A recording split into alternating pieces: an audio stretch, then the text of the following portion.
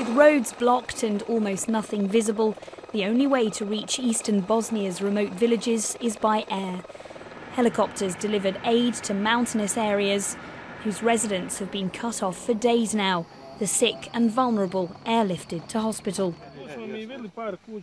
Lives have already been lost and a state of emergency declared.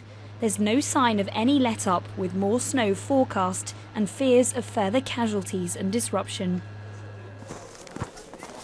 Ukraine is among the countries worst hit by Europe's big freeze.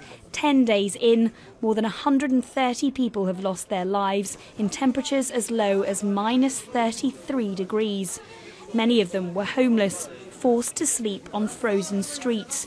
Shelters like this one in the capital Kiev provide a much-needed lifeline.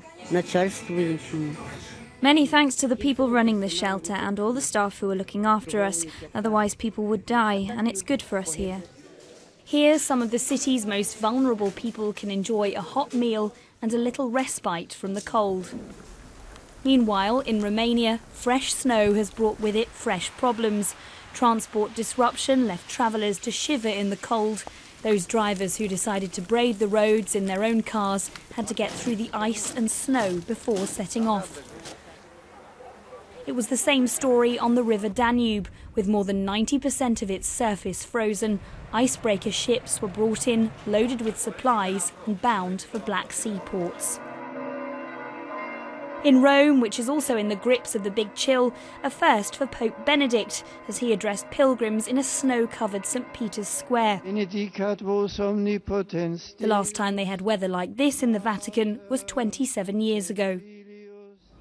While the snow might be something of an inconvenience for the locals in Paris, for many tourists it just adds a little extra je ne sais quoi. It's my wife's birthday today, so to be in Paris on her birthday in the snow is spectacular.